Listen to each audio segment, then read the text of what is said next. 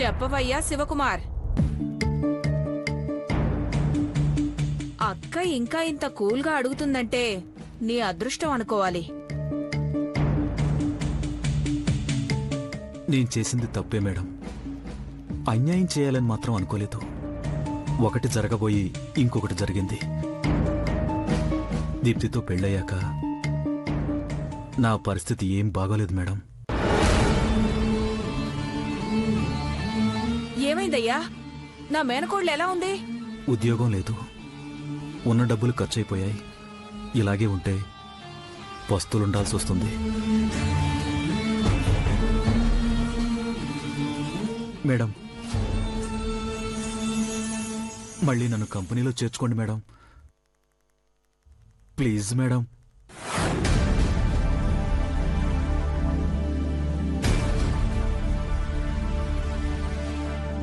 అక్క, ఈ అబ్బాయి మాటలు వింటుంటే గుండె తరుక్కుపోతుంది.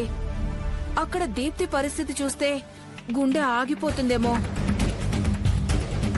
దేవుడు రాసిన తలరాతను బట్టే జీవితాలుంటాయంటారు. పిల్లల తప్పుల్ని పెద్ద మనసుతో మన్నించి శివకు తిరిగి జాబ్ ఇప్పించక్క, ప్లీజ్ అక్కా.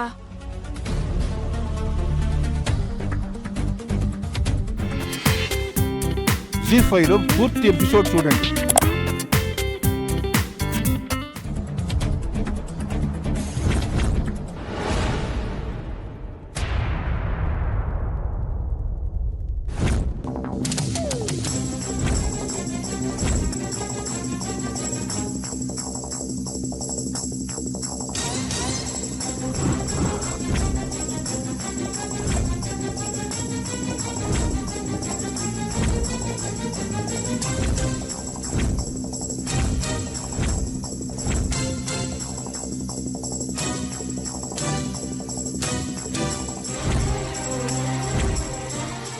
పార్వతి పెళ్లి ఆగిపోవడం వెనక నీ దురుద్దేశం లేదని నమ్ముతున్నాను.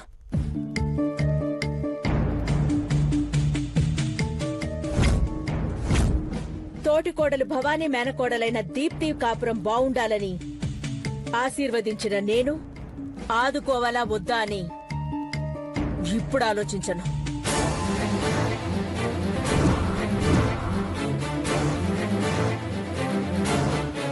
తిరిగి కంపెనీకొచ్చేది జీతం తీసుకోవడానికి తప్ప ఇంకెవరి జీవితంలో జోక్యం చేసుకోనని రాతపూర్వకంగా ప్రమాణం చేసి లెటర్ పెదబాబుకు పంపించు. నేను మాట్లాడతాను.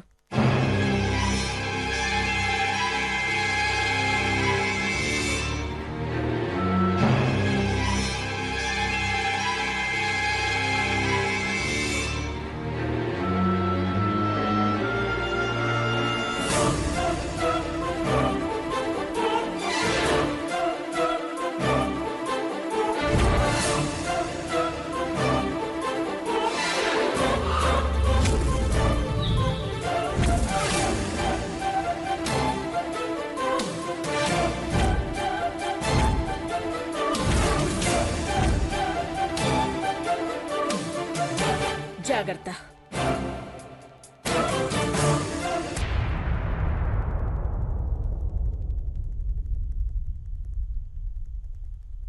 ఫోటోలు కూడా సరిగ్గా పట్టుకోలేవు. 100 ఏళ్ల నీ ఆయుష్నేం పట్టుకుంటావయ్యా? అఖిలక్క చూసుంటే సాష్టాంగపడ్డ నిన్ను నరికి పోగులు పెట్టేది. ఫోటో తీసుకో. ఇదిగో, అక్క చెప్పిందంతా విన్నావు కదా? జీతం తీసుకోవాలే గాని ఎవరి జీవితంలోకి జోక్యం చేసుకోవద్దంది. అంటే ఈ కళ్ళు పార్వతివి, ఈ ముక్కు వంటదాందని దేవాకి చెప్పకని అర్థం. అర్థమైందా? అర్థమైంది మేడం. దీప్తిని బాగా చూసుకో. ప్రమోషన్ వచ్చేలా నేను చూస్తాను. వెళ్ళు.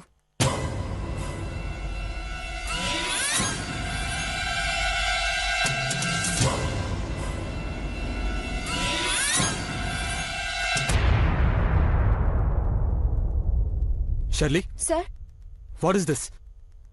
ఈ రూమ్ లోకి ఎవరొచ్చారు? ఈ ఫోటో కార్డ్స్ ఎవరు మార్చారు? ఇంతకు ముందు ఉన్న కలర్ ఫోటోలు కాదు ఇవి. Who did this? ఈ కళ్ళెవరివి? సార్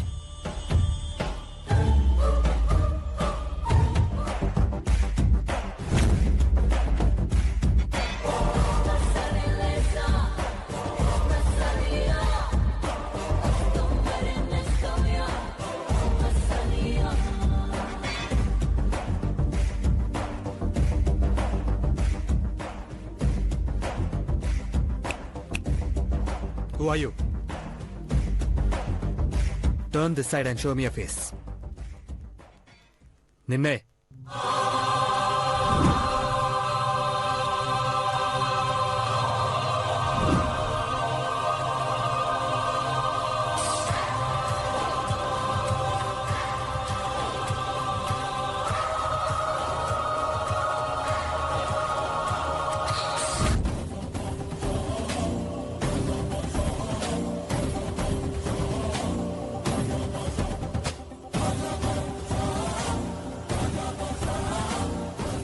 చందు, రుద్రపాటి చంద్రముఖి స్వయంవరంలో ఘట్టమనేని సామ్రాజ్యపు యువరాజును వరించిన ఈ చంద్రముఖి కళ్ళను గుర్తుపట్టలేదా దేవా? Stop it. ఇంతకు ముందున్న కళ్ళు ఈ మనసులో ముద్రపడిపోయాయి. అలాంటి కళ్ళను ఎందుకు మార్చావు? వాట్? అదేంటి దేవా అలా అంటావు? పోస్టర్స్ కున్నంత విలువ కూడా నాకు లేదా? స్థానం, మర్యాద, గౌరవం విలువైనవి. ఘట్టం నేని అఖిలాండేశ్వరి కోడలుగా, ఈ దేవేంద్రకి కాబోయే భార్యగా నువ్వు దక్కించుకుంటావు. అంతవరకే. నేను ఆరాధించే కళ్ళను గాని ఆలోచించే విధానాన్ని మార్చడానికి, కనీసం విమర్శించడానికి కూడా నేను ఒప్పుకోను. అంటే నేనేంటి? నా స్థానం ఏంటి? చందు, కోర్స్ నువ్వు నా జీవిత భాగస్వామివి, కానీ నా జీవితంలో ఆ కళ్ళకున్న స్థానం వేరు. నువ్వు నా వేలు పట్టుకుని నడవచ్చు, కానీ ఆ కళ్ళను ఎంచుకున్నాక నేను నడుచుకున్న తీరు వేరు. నా కళ్ళలో నవ్వు కనిపిస్తుందంటున్నారమ్మా అంటే నీ మనసు తోడు కోరుకుంటుంది నానా అని అమ్మ చెప్పింది కూడా నేను ఆ కళ్ళను ఆరాధించాకే. చందు, నిజానికి నువ్వు కూడా ఆ కళ్ళకి రుణపడి ఉండాలి. వాట్? నేను రుణపడి ఉంటానా? ఆ కళ్ళు నాలో చలనం తప్పించకపోయుంటే నేను ఈ పెళ్లి కొప్పుకునేవాణ్ణే కాదు, స్వయంవరానికి వచ్చేవాణ్ణి కూడా కాదు, నువ్వు నా లైఫ్లోకి అడుగు పెట్టేదానివి కూడా కాదు.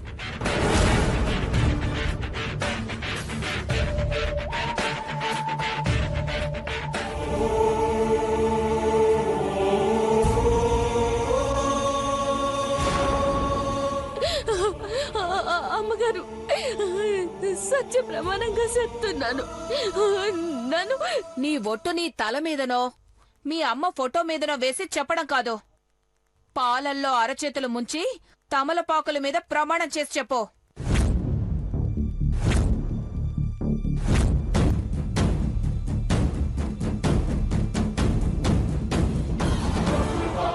అబద్ధం చెప్పావో నువ్వు నీ బాబు రక్తం కక్కుకుని చేస్తారు.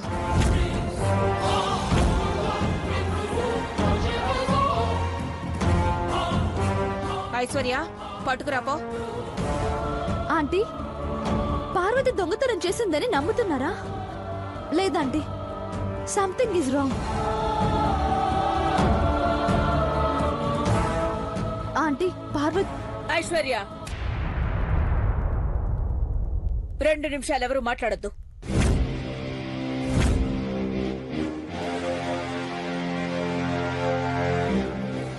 పార్వతి, ఆ నగ నీ మెళ్ళో తెలిసి వేశావో తెలియక వేశావో కావాలని వేశావో నాకు తెలీదు. కళ్ళ ముందు కనిపిస్తుంది నిజమా, రాక్షస మాయా అని కాదు. నాకు నిజం తెలియాలి.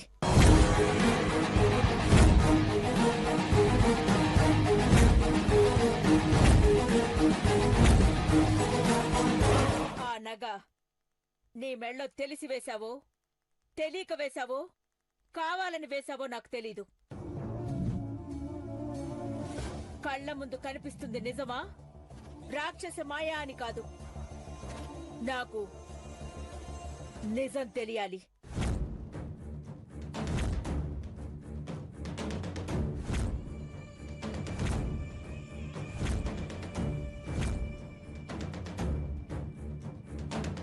మనస్సాక్షితో చెప్తే ధర్మం, సాక్ష్యపూర్వకంగా చెప్పడం న్యాయం. పాలు తమలపాకులు తీసుకురా ఐశ్వర్య.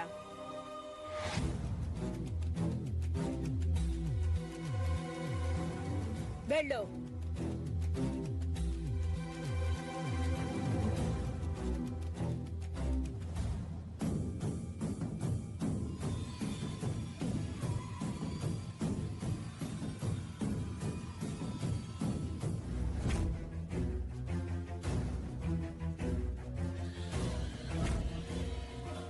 పెద్దయ్య గారు, ఏం జరిగిందో తెలియట్లేదు. దొంగ అనిపించుకోవాల్సిందేనా? మీరే కాపాడాలయ్యా.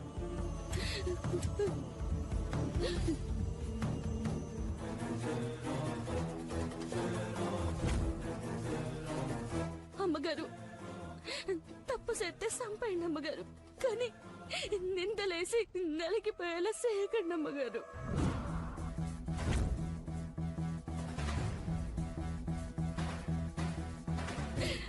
ఏది నిందో ఏది నిజమో తెలుస్తుంది. ముంచవే, ముందు ముంచు, ముంచు, ముంచవే.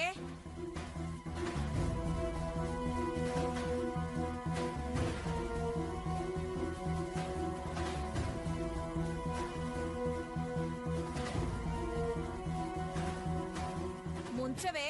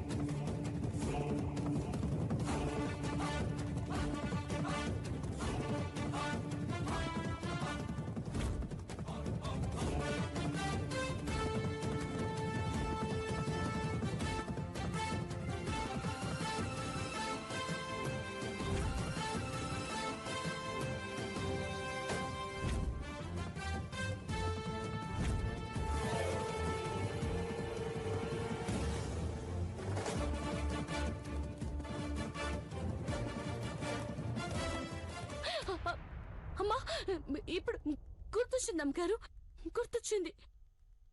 ఏ జరిగిందో చెప్తాను. పెద్దయ్య గారి సాక్షిగా ఏం జరిగిందో చెప్తాను. అమ్మా, నగ తోడుతుంటే చుట్టూ ఏమైందో ఏటో అంతా మర్చిపోయా. ఆ నగట్ట మెడలో వేసుకున్నా.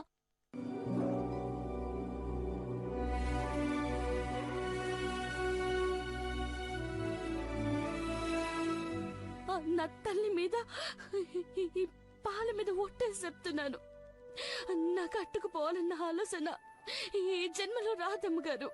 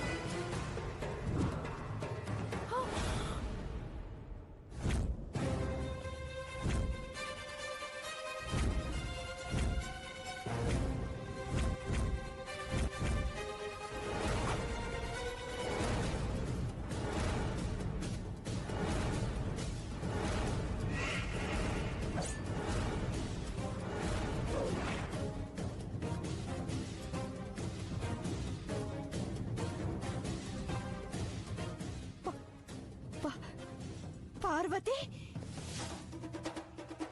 పార్వతి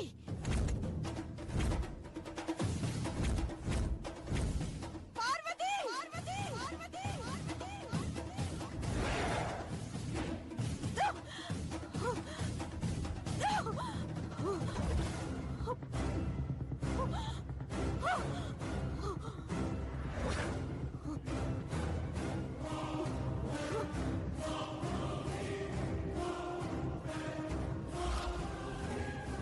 వంట పని చేస్తున్నావనుకున్నాను.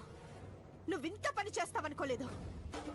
ఈ కళ్ళు నీవే అని తెలియకుండానే దేవా ఇంతగా అభిమానిస్తున్నాడంటే అది నువ్వే అని తెలిస్తే ఏం చేస్తాడు?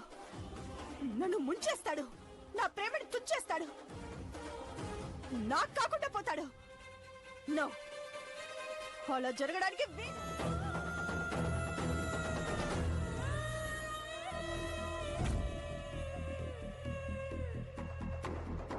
ఏంటమ్మా అలా చూస్తున్నా?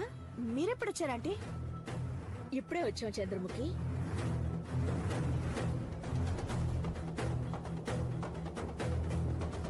ఏంటమ్మా డల్గా ఉన్నా? ఏం లేదంటే పెయింటింగ్ వేస్తున్నాను. ఓ వావ్, పెయింటింగ్.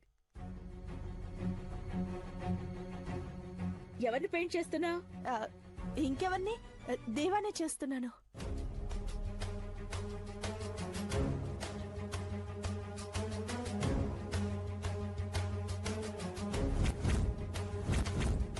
రియలీ? అవునా? ఏది ఒకసారి చూడండి.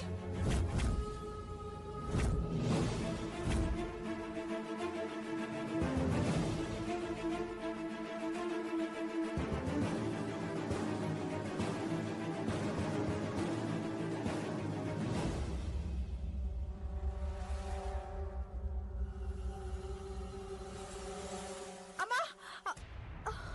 చంద్రముఖి,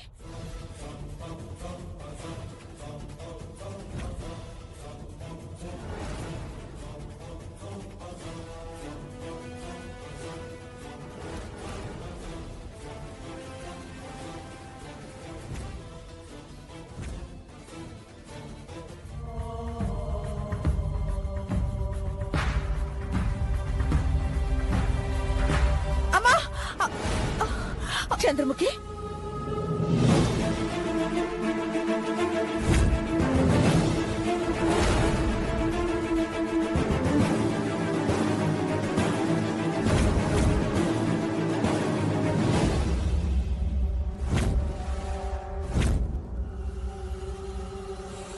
ఏమైందమ్మా?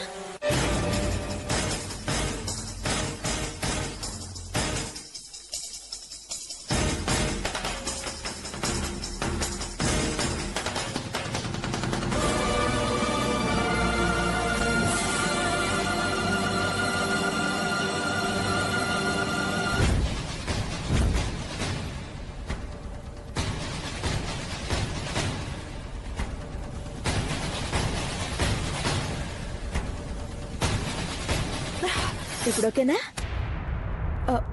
ఓకే ఆంటీ, పోయింది. ఐమ్ ఫైన్, పోయింది.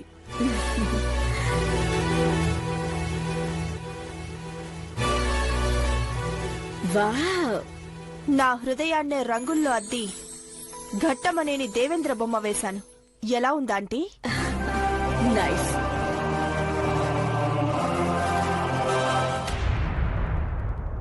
ఇది బొమ్మ కా చంద్రముఖి, ఈ అమ్మ ఇచ్చిన జన్మ. మా పెద్ద బాబు నిజంగా నిజంగా నా కళ్ళ ముందే ఉన్నట్టు వేశా.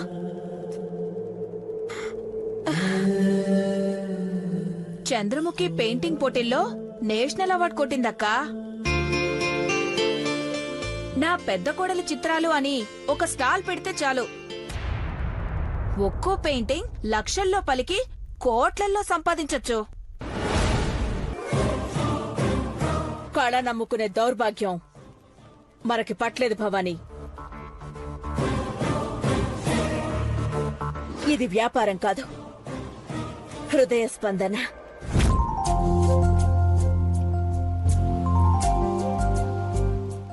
అమ్మాయి గారు, పెదబాబు గారు మారాజులెక్కే ఉన్నారు. సన బాగా గీశారు.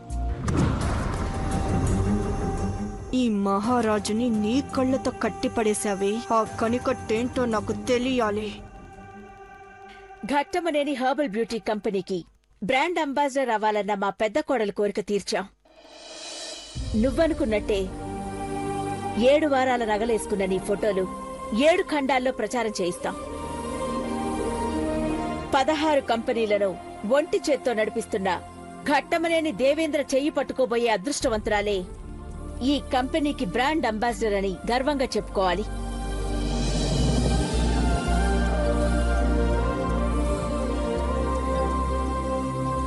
వెళ్ళమ్మా, ఆ నగలు వేసుకుని మా ఇంటి మహాలక్ష్మిలా తయారవ్వు. పార్వతి, అమ్మగారు, చంద్రముఖిని బంగారు బొమ్మలా తయారు చేయడం నీ బాధ్యత.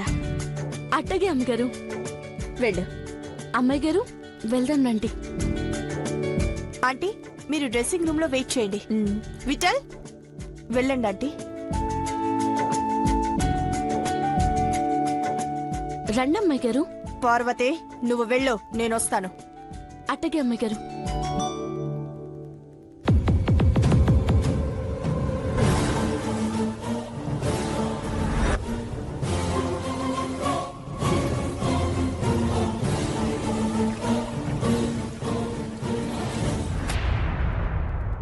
మార్చి మార్చి చూసినా పార్వతి అయితే మారదు రుద్రపాటి చంద్రముఖి. అఖిలక్క పార్వతి పెయింటింగ్ ని చూస్తుందేమోనని నువ్వు సైగ చేసి దేవా పెయింటింగ్ పెట్టించడం నేను గమనించాను.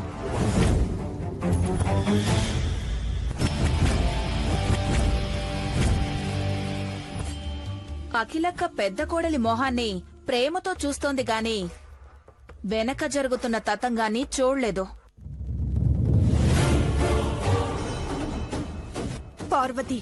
పార్వతి కళ్ళను దేవ ఆరాధిస్తున్నాడని ఇంట్లో ఎవరికైనా తెలుసా?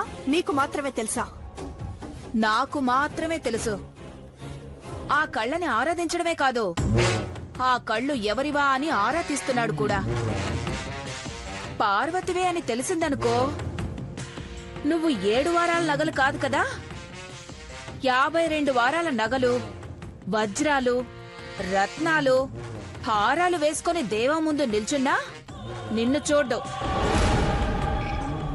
పార్వతి జాతకం నీకు తెలీదు.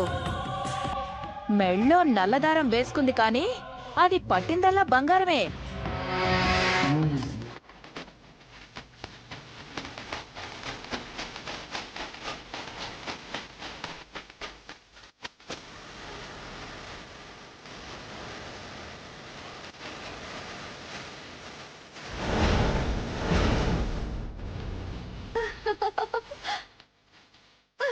ఏ మెంటల్, ఏంటిది?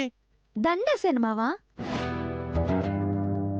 నువ్వు కూడా నా మెళ్ళో దండేసావనుకో, మొగుడు పిల్లలాట ఆడుకోవచ్చు. Are you mad? Get lost. సిరాకు పడుకు మావా, ఇంట్లో ఎవ్వరూ లేరు. 7 వారాల నగలు అట్టుకొని ఆంటీ వాళ్ళు చంద్రముఖి అక్క వాళ్ళ ఇంటికెళ్లారు. నీ ఒంటరితనాన్ని ఏకాంతం చెయ్యాలని పూలదండతో వస్తే దండెత్తుతావేటి? ఆ భాష ఏంటి, ఆ లోకం ఏంటి? వింటుంటేనే కంపరంగా ఉంది. ముచ్చట్లు పక్కన పెట్టి 3 ముళ్ళ ఆటైనా ఆడుకుందామా మామ? నీ మొహం, నిన్ను చూస్తుంటేనే నాకు ఒళ్ళు మండిపోతుంది. 3 ముళ్ళాట అంటేనే ముళ్ళు మీద పడి దొల్లినట్టుంది. అసలు అసలు నువ్వు ఎదురుగా ఉంటేనే ఒళ్ళంతా తేళ్లు జైలు పాకినట్టుంటుంది. మామా, నా చెయ్యి నీ ఒంటి మీద పడితే ఎలా ఉంటుందో చెప్పు. నన్ను టచ్ చేయకు.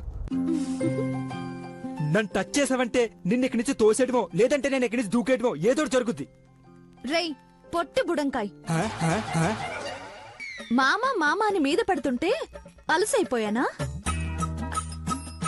రేయ్, ఆడపిల్ల సిగ్గు విడిచి ఇంతలా దిగజారిందంటే ఆ మగాన్ని ఎంతలా ఇష్టపడుతుందో అర్థం చేసుకోవాలి గాని కరెక్ట్ గా లేదనో క్యారెక్టర్ లేదనో అనుకోకూడదు.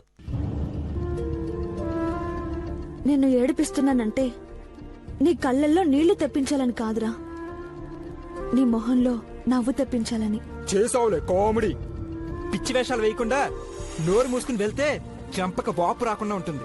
నువ్వు కొట్టినప్పుడైనా నన్ను టచ్ చేస్తావన్న ఆశరా. అబ్బా నన్ను విసిగించుకో. ఇలా ఇక్కడి నుంచి. డ్రెస్ చేంజ్ చేసుకుని వస్తా మావా. నీ మూడు చేంజ్ అవుతుందేమో సూత్తా. చిచి, తు, తు, తా. ఏ. తు, ఎదవ జీవితం అని. ఛీ.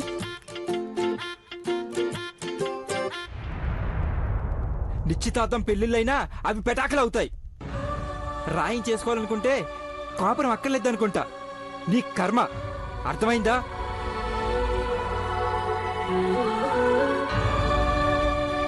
నాకు అర్థమైంది. ఇప్పుడు నేను చెప్పేది నువ్వు విను. అరచి గీ పెట్టినా, మాటలతో చిత్రహింసలు పెట్టినా నీ మాట వినే సమస్య లేదు.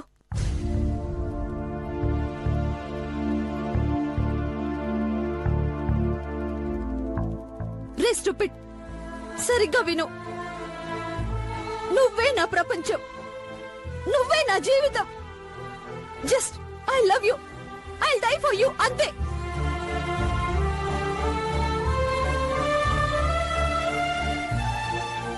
నేను చచ్చినా, నన్ను చంపినా ఈ ఐశ్వర్య పెళ్లి చేసుకునేది నిన్నే.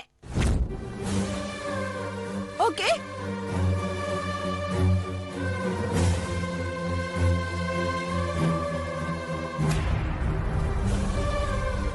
మహి, ఒక్క మాట విను. అప్పటి ఐశ్వర్యను కాదు, నేను మారాను. Take care.